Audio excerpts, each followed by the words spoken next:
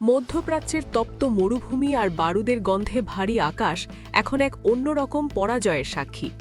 যে আকাশ একসময় পেন্টাগনের অত্যাধুনিক যুদ্ধবিমানের একছত্র আধিপত্যে কাঁপত, আজ সেখানে কেবলই ধ্বংসের পদধ্বনি। গত ৩ সপ্তাহে ওয়াশিংটনের ড্রয়িং রুমে যে দুশ্চিন্তার ভাঁজ পড়েছে, তার কারণ কোনো সাধারণ পরাজয় নয়। ওয়াল স্ট্রিট জার্নালের একটি বিস্ফোরক প্রতিবেদন বলছে, মার্কিন সামরিক ইতিহাসের অন্যতম এক ব্যয়বহুল এবং শকিং অধ্যায় রচিত হচ্ছে এই মুহূর্তে। বিশ্বের সবচেয়ে শক্তিশালী বাহিনীকে ঠিক কারা এভাবে কোণঠাসা করে দিল, তা নিয়ে এখন তোলপাড় চলছে বিশ্বজুড়ে। গত ২১ দিনে পেন্টাগনের ক্ষতির খতিয়ান দাঁড়িয়েছে প্রায় ১.৪ বিলিয়ন থেকে ২.৯ বিলিয়ন ডলার। একবার ভেবে দেখুন, মুহূর্তের মধ্যে বিলিয়ন বিলিয়ন ডলারের সম্পদ স্রেফ লোহার স্তূপে পরিণত হয়েছে। পেন্টাগনের সাবেক বাজেট কর্মকর্তা এলেন ম্যাকাস্কার স্বীকার করেছেন, এটি মার্কিন ইতিহাসের অন্যতম ঝুঁকিপূর্ণ অভিযান।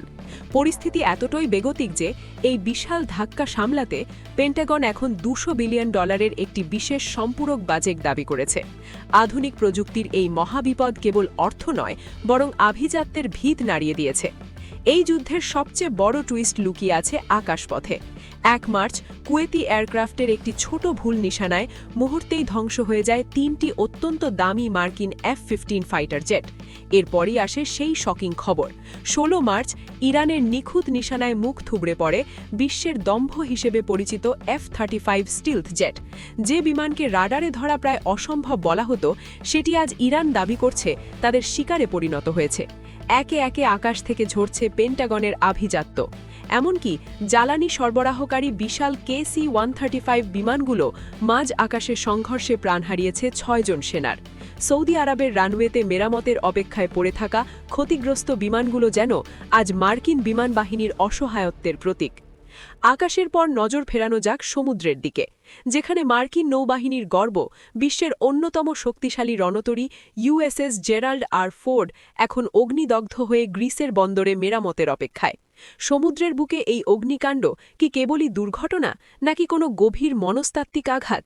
অন্যদিকে নজরদারির রাজা হিসেবে পরিচিত MQ-9 রিপার ড্রোনগুলো রেহাই পাচ্ছে না। সৌদি আরব থেকে কাতার, সব জায়গায় মার্কিন ড্রোনগুলো এখন কেবলই ধ্বংসপ্রাপ্ত জঞ্জাল। ১ ডজন ড্রোন হয় আকাশে গুলি করে নামানো হয়েছে, নয়তো মাটিতে থাকা অবস্থায় ইরানি ক্ষেপণাস্ত্রের শিকার হয়েছে। এই রক্তক্ষয়ী যুদ্ধের সমাপ্তি কোথায়, তা নিয়ে দেখা দিয়েছে গভীর অনিশ্চয়তা।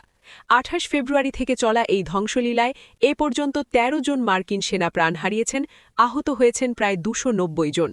অন্যদিকে ইরানে লাশের সংখ্যা ছাড়িয়েছে ১৩০০টি। কিন্তু সবচেয়ে বড় শকিং বাস্তবতা হল, বিলিয়ন বিলিয়ন ডলারের প্রযুক্তিও কি তবে সাধারণ ড্রোন আর ক্ষেপণাস্ত্রের সামনে ব্যর্থ? মধ্যপ্রাচ্যের এই অনিশ্চিত অন্ধকার মার্কিন অর্থনীতিকে এক দীর্ঘমেয়াদী সংকটের দিকে ঠেলে দিচ্ছে। শান্তির সম্ভাবনা যখন দিন দিন ক্ষীণ হয়ে আসছে, তখন প্রশ্ন থেকেই যায়, এই কোটি কোটি ডলার ছাই হওয়ার পর পরবর্তী লক্ষ্যবস্তু আসলে কে?